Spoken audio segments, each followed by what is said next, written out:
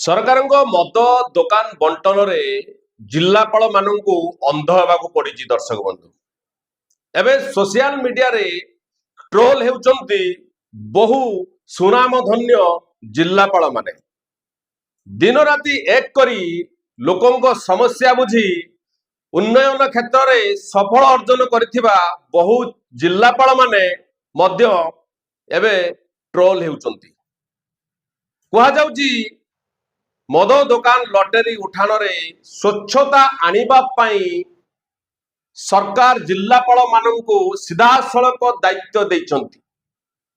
पूर्वरु बहु विशृंखला हेतुला सामना को आसे अनेक समय विशृंखला हुए सेथिपाई एई पदक्षेप निया जाइछि। मात्र एई कथा को एड़ाई दिया जीव नाही। दर्शक बंधु जिलार मुखिया होउचंती जिलापाल माने जिलार समस्त नजर जिलापाल मानक उपरे थाए।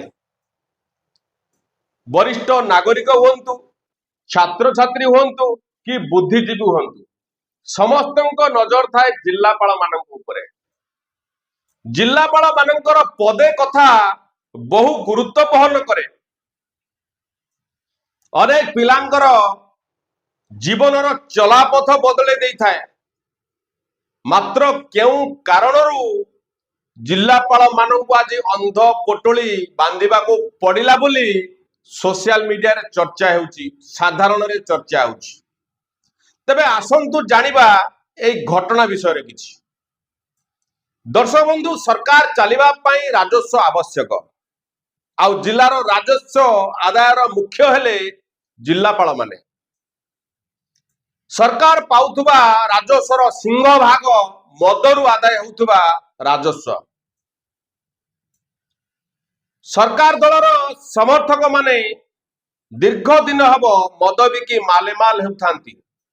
नेता मानू को चांदा देई सेमानंकर प्रमुख चांदादाता तालिका रे शीर्ष रे रहिथांती मद व्यवसायी।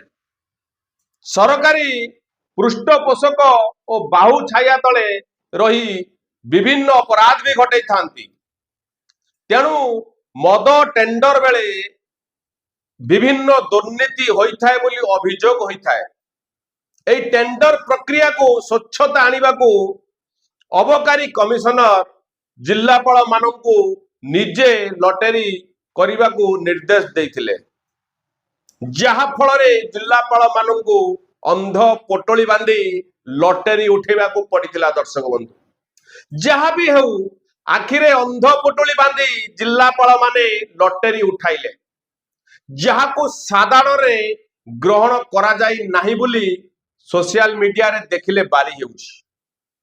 एमिति भी होई पारि थांता जिलापाल मानक उपस्थिति रे अन्य केही आखिरे अंध पोटली बांधी मद दुकान लटेरी उठाई मद दुकान बंटन करि पारि थांते। काहेकि जिलापाल मानक आज सारा ओडिशा रे ट्रोल हेबा को पड़ी। जीवनर सबु किछि छाड़ी परिवार कथा भूली लोकों पाई सबु समय देई देई थिबा जिलापाल मानू आज एमिति अवस्था करिबा कोन ठीक थिला बोली एबे चर्चा हेउची। दर्शक बंधु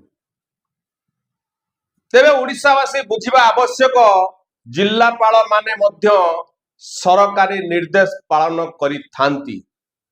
आउ ए लटेरी उठाण रे मध्य जिलापाल माने ए निर्देश को पालन करिछंती।